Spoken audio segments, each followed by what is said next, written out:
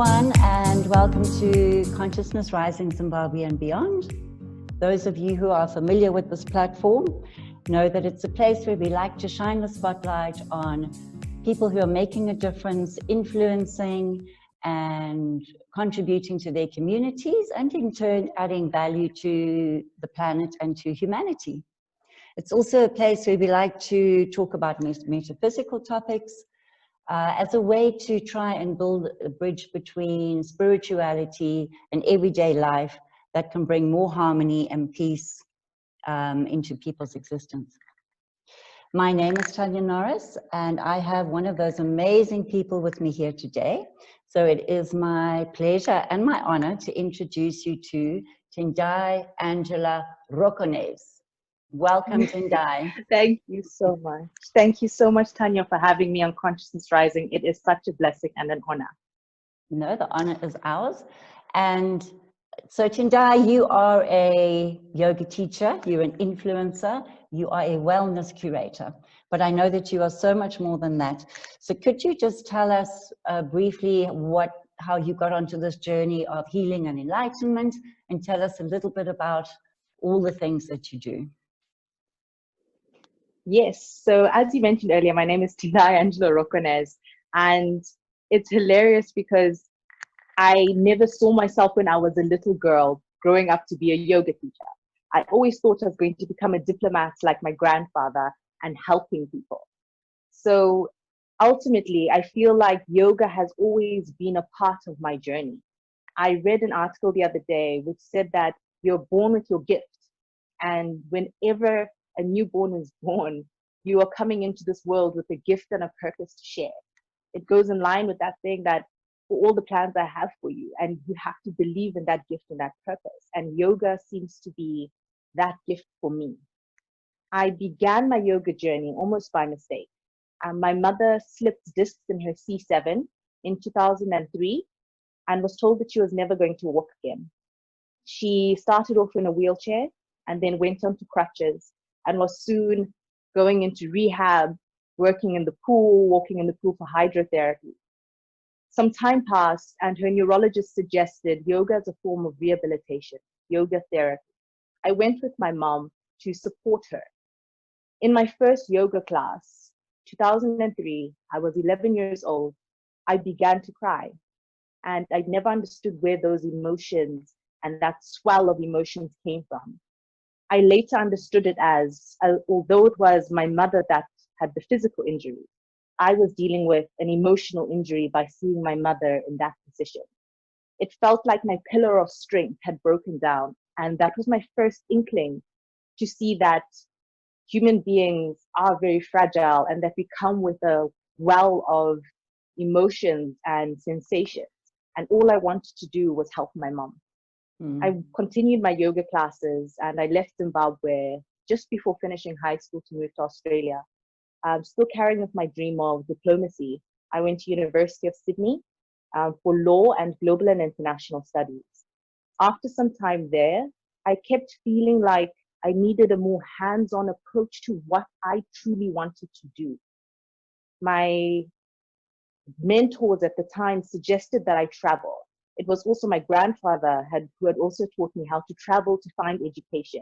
It was one of his key principles that you don't get all your knowledge from a classroom. He said you have to visit different cultures. You have to understand how different people live, to understand how you want to live and how you can bring in these different variables into your mind. So I took on that information and I traveled to Italy to do an internship in sustainable development and innovation. And then I traveled to Norway for, again, a conference called ISPIT for, again, social entrepreneurship and development innovation. I went back to Australia for university, and I worked for a company called Spark International. Spark International enabled change makers in Kenya, Papua New Guinea, South Africa. It was an honor working there, and it gave me a light bulb moment where I realized that it wasn't just diplomacy that I liked. It was what diplomacy had in terms of the ethical value, what value diplomacy brought. where I wanted to meet people, I wanted to help people. And it took me back again to, that first spark of divinity, that first spark of purpose, which for me was yoga. I left Australia, left my degree, and I went to the Caribbean, where I worked on a project called Fighting with the Poor. It was a project where we worked on grassroots levels, and in order to create a sustainable approach to developing countries or to developing communities.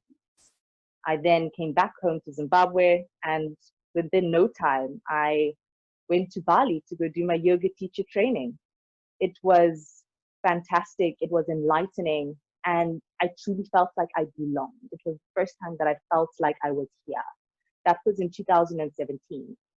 2018, 2019, I worked. I hit the ground running from Bali. I literally arrived back in Zimbabwe and I was like, where can I work? Who wants yoga, everyone? I'm here. And I taught free classes for women with endometriosis. That was amazing. Again, an eye-opener because it dealt with the womb. It was with an amazing foundation called As I Am. I also have worked with embassies, diplomatic organizations, which again, sticking with my path. And I've worked in Emerald Hill Children's Home. I have private clients, group classes, and it's just such a pleasure being able to live in my truth and do what I want. I am now an apprentice teacher for Atman Yoga School based in Norway. And also I will be spearheading the mentorship program, which I shall make it global. And I believe in access. I believe that in value of information and the teachings of yoga.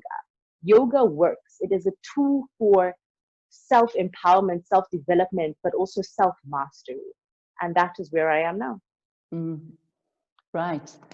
Well, it's interesting that you talk there about sustainability, because it's almost like a buzzword, in the environment, sustainability. But what you're saying here is that it's all good and well, to go out there and make the planet sustainable, but what about ourselves? So yoga is a tool by which we can start with the self, working on your own sustainability before and that's platform right from the beginning. Do you go into a lot of corporates and teach them about yoga and your other philosophies? I have headed into 3 corporates. That was in 2019, last year. And it was interesting because they actually said, oh, this is part of, Maslow's hierarchy of needs. Oh, so yoga deals with self-actualization. Yoga deals with this. And you tend to see that there is a disconnect between what we view as yoga and then what is actually implemented within the business principles. Because yogic principles can be implemented into corporate principles, even into social innovative businesses, and it makes them so much better. Because yoga is not just about doing gymnastics and getting all weird and funny. Yoga is actually a philosophy, Definitely isn't not. it? It's definitely a philosophy. When you look at the Yoga Sutras by Patanjali, it is an 8-fold program as to how you attain fulfillment inside your life. Look at it as you have to delve into yourself first. You have your yamas, your niyamas, your pranayama, asana. Asana is what we're doing mostly in classes, where it's movement.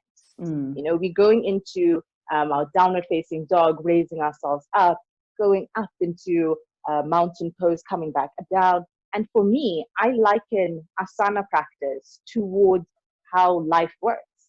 To see that we have our ups, we have our downs, and the things that we have to do within those spaces is to just continue breathing. They say that your asanas, the movement that you're doing, you're creating space within your nadis, you're creating space within all the channels of your body so that you can get towards your true self.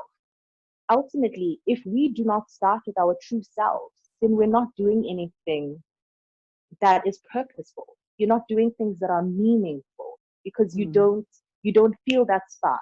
How many people do you know that are actually living in their gift, that are living in their purpose? Those are the people that are happiest.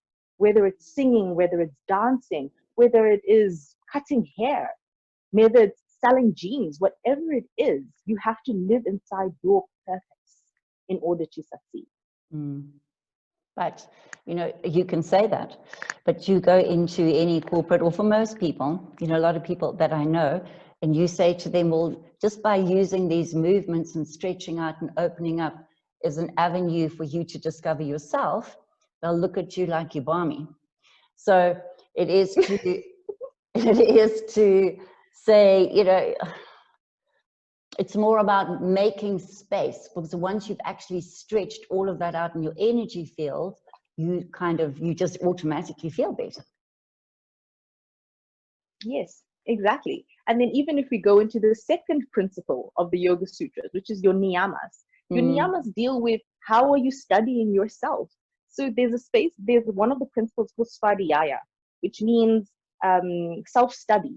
So it means journaling every single day. It means reading texts that are going to empower you. Your sangha means community. Do you have an inner circle of friends? Do you have a support system? So yoga doesn't even just deal with, okay, your body. It also goes into your emotional body, as well as into your own relationships. Are you being true to yourself in your relationship? Are you saying yes to others and saying no to yourself? Yoga tells you can't, that is a direct reflection of you disappointing yourself because you are saying no to you. And you have to keep your cup full. You have to be vibrant. You owe it to yourself to nourish yourself. That shows that you have that respect, and it shows that you're able to bring more value into the world. So now you come across as being a very together, focused and disciplined person. So that's just what I wanted to talk to you about today. It's a beautiful thing to observe, people who are balanced and disciplined, but it's not the most attainable thing for people to achieve. You know, discipline and self-discipline, it's a bit difficult, and even when we do attain it, we're not necessarily going to stay on the horse. Very often we can fall off the horse. I know for myself, I do that.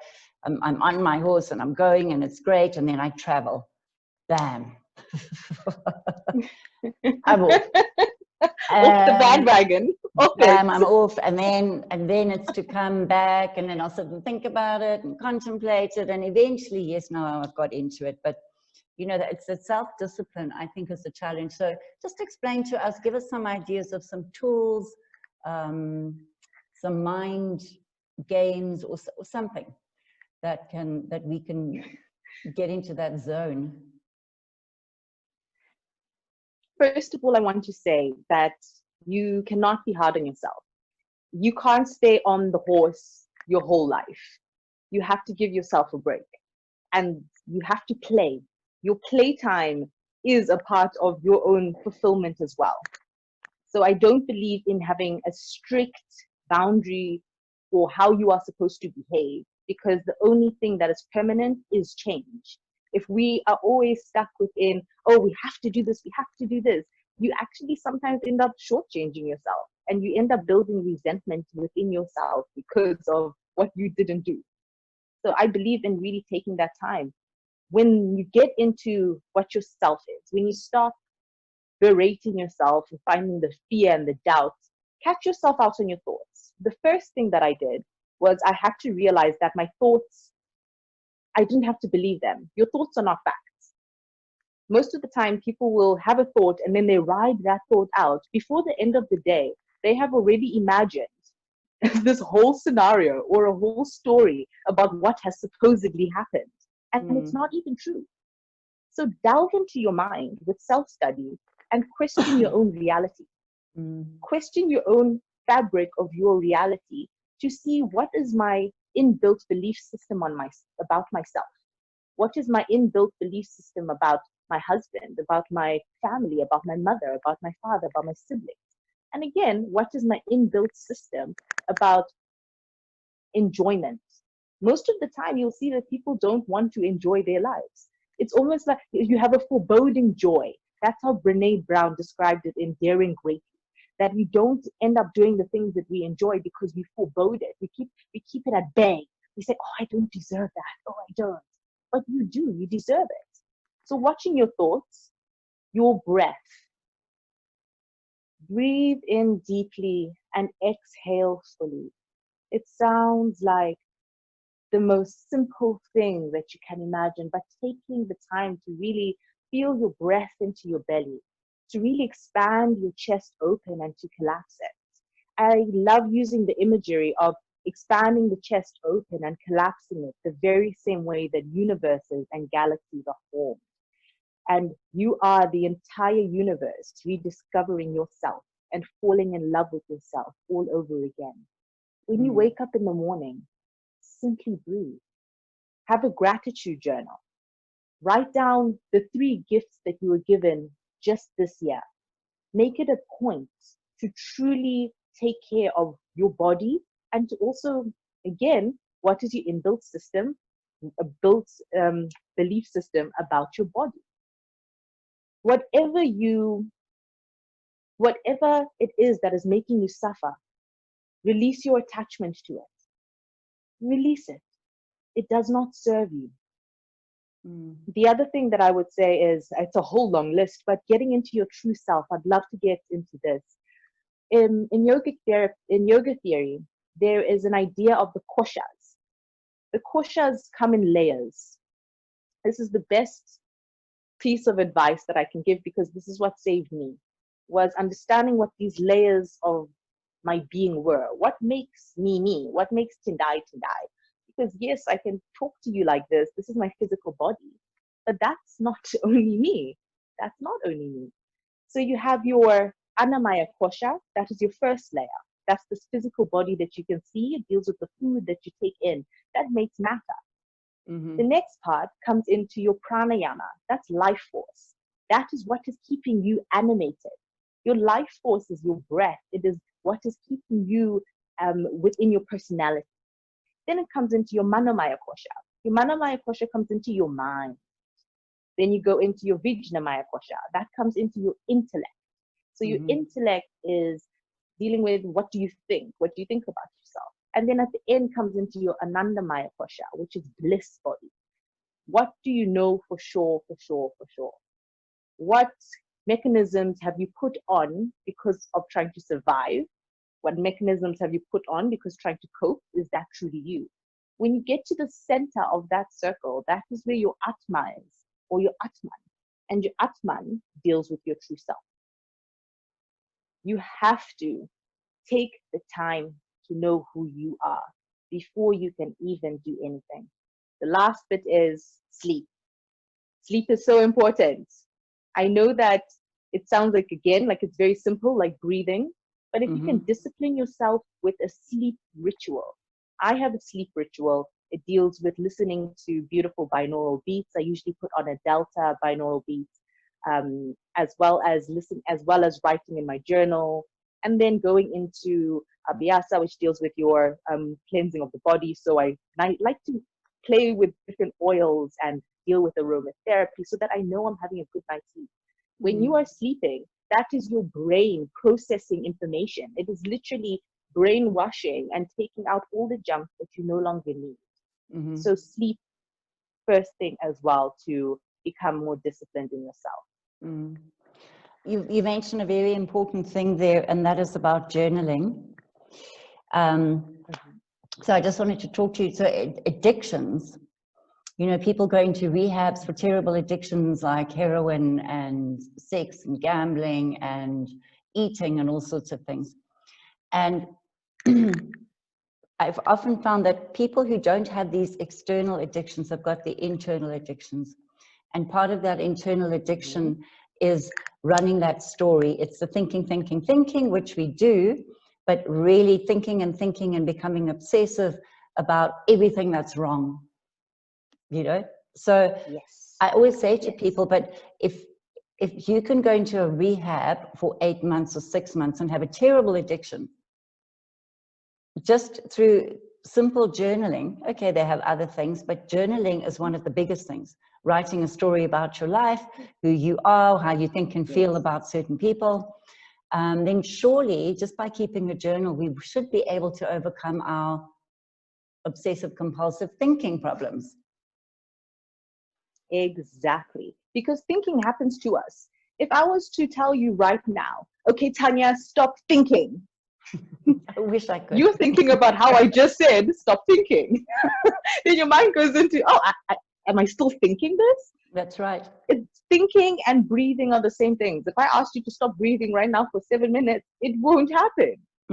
So that is why you have to catch yourself out, figure out the different voices in your head. And I love to ask people this question. What is the voice in your head like? Is it a sabotaging voice? Is it a funny voice? Is it a voice that is really self-sabotage? What type of voice is it? And for me, I got to realize that my voice is like Dave Chappelle. He's a comedian in this day. It's like if people could go inside my brain, they would hear the funniest conversations that would ever happen. But I had to again take away that negative voice that was within. You know, I love that saying about I am the subject that I know best. Nobody can tell me about myself. And again, once we understand that, you become more comfortable in yourself. There's no one that can tell you who Tanya is or what Tanya should do. So when you are journaling, that again is your svadhyaya. That is your self-study, where you're studying yourself. Take yourself out of this body and analyze yourself. It's okay to do it. And you can do it once every 2 years, once every 6 months, once every 5 years. But take that time to get to know you so that you can be happy, so that you can live in your gift. And so that if anybody tells you who Tanya is, you won't believe them. That's right. That's right. But also, just bringing to your point there about and being on the story, I think it was Mark Twain who said, I've experienced many terrible things in my life, and some of them have actually happened. Which just goes to show how we live in this surreal, ridiculous world of doom and gloom, of everything's going to be wrong, everything is wrong, and none of it is real. None of it is real. A good way to check this, and I think our audience can do this even tonight, write down this evening all of the things that you think happened during the day. Just like in reality, what happened, and then gauge what actually happened. We're all in lockdown, but I've spoken to people where they have created whole industries of information that has supposedly happened. And you have to sit back and say, is it true? Simply one question, is it true? And you get to the space where you say, no, it's not. I have a lovely story, if you don't mind. It's very silly, but my mother told me this one story where she came home crying as a little girl, and she says to her mother, oh my gosh, my friends called me a dog, and she starts crying, bursting out in tears. So my grandmother just leaves her and just carries on doing what she has to do.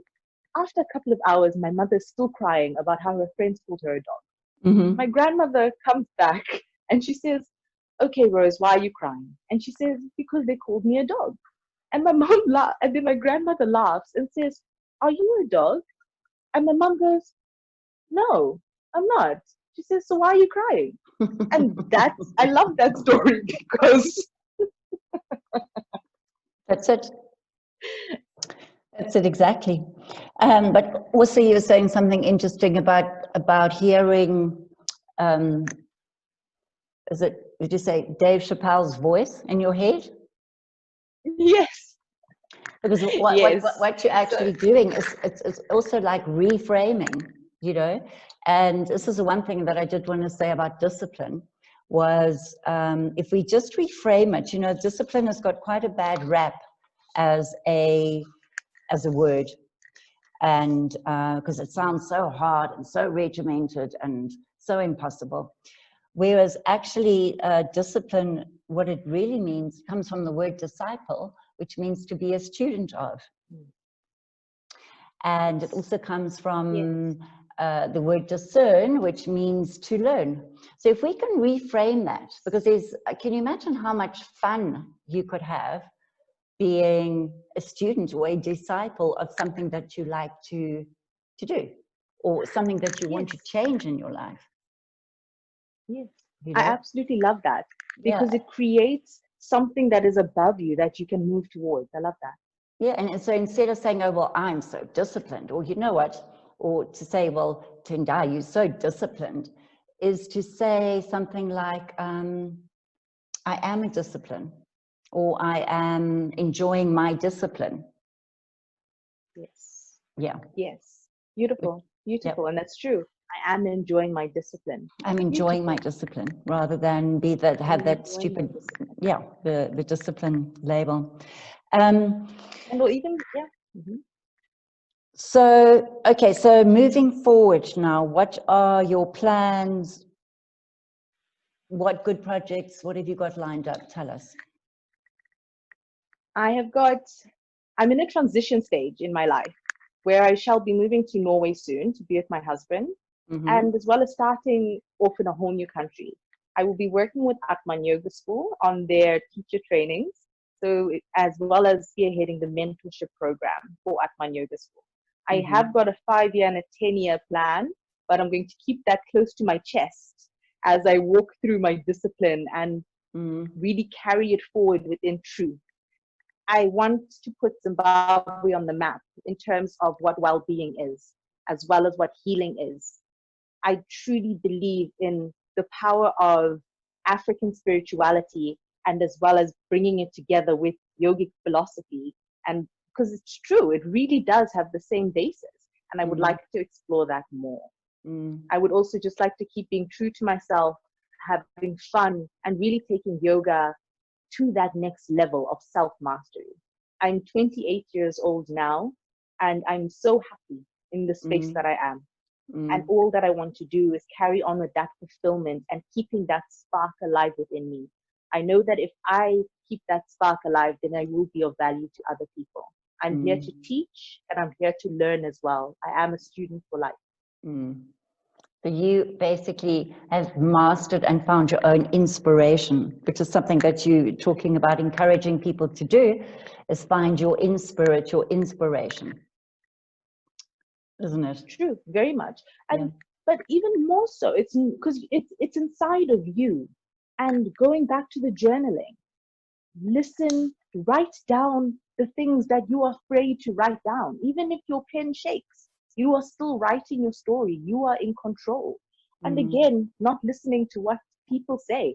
In relation to that story about my grandmother and my mom, she told me that story because I came home crying and said I have no friends. She looked me dead straight in the eyes and she said, Tendai, are you your own friend? And I smiled and I said, yes, I am. She said this to me when I was 9-10 years old.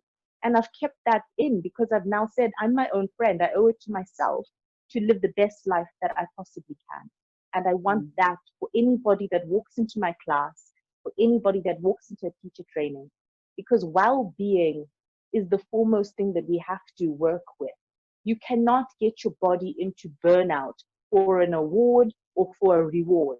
You have to take care of yourself because we want to go through the long run. That's right. That's right. Can you tell that story that you told me? You were cleaning up your cupboards and you found something that Yes. So I wasn't even cleaning up my cupboard. So I have one of my books. I write down, it's actually my journal book. I write down everything from my journal questions of what gifts have you been given today? What do you love? Who do you want to dedicate your practice to? And I was reading through reading that I had with Amanda Hogg. She is an Australian psychic, and I knew her from 2011 when I first met her. And she wrote, I saw that it said, filming technology, Tania. And this reading was done in 2018. And everything that she has actually said in that reading has come true. And it's hilarious to see that this part as well. And it's such a gift to be here. All that I'm going to send this video to her so fast. Yeah. She'll love that. She'll love that. Yeah. It just goes to show how when we start on that path of being more self-aware, caring for ourselves, filling up our own cup, And also just deciding, you know, it's a continual story of reinventing your life, isn't it? Inventing your life and then just deciding, which is fun. Yes. It's something to do. And when you start doing It's that, fun. you notice that all these synchronicities just start bam, bam, bam, bam, bam. It's, you know, you feel completely supported And you by have fun. the unseen. Yeah, and it's fun. It's absolute fun. Okay, so I'm going to have to wrap this up now, but before I do that, I just want to say to you, okay, oh yes, we're going to do that.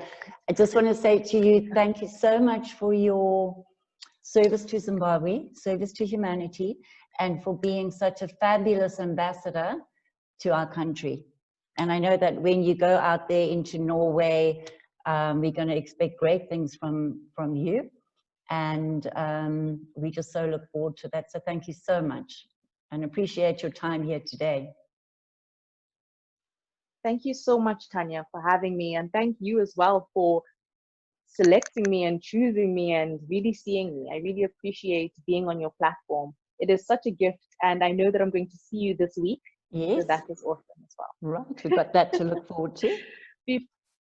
Oh, yes. Before we end, I would like to end off with a short meditation. And everybody can join in on this. And even if you want, you can write down my words and you can say this every night to yourself. Okay, so placing your palms together. Before you, hang on a second, Tendai, before you do that, because I want to end with that so that if we can just be at peace. I just want to say to everybody else, thank you so much for watching us today. Please, can you share this, because you never know who is at what stage of development they are and whose lives it might just touch, you know, people that you don't even think of. The other thing is, please just leave some comments below, because we really need to strike up a conversation.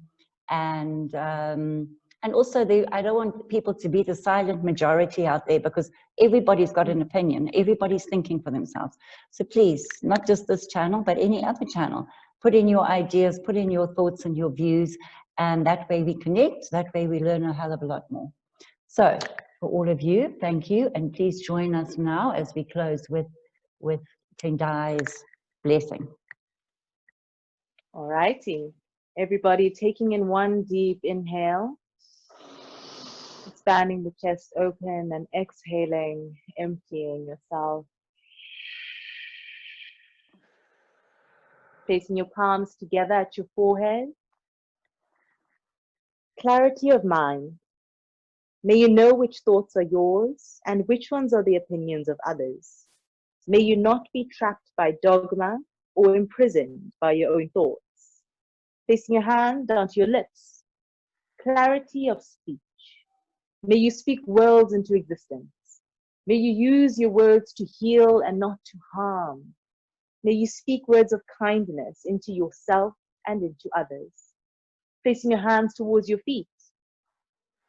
May you run towards your passion, your pain, and your purpose. May you never tire of doing the right thing. But most importantly, may you carry on dancing in the direction of your dreams. The future you has already taken these steps. Have fun with it. Placing your hands up to your heart. All is well. All is well. All is well. Namaste, everyone. Namaste.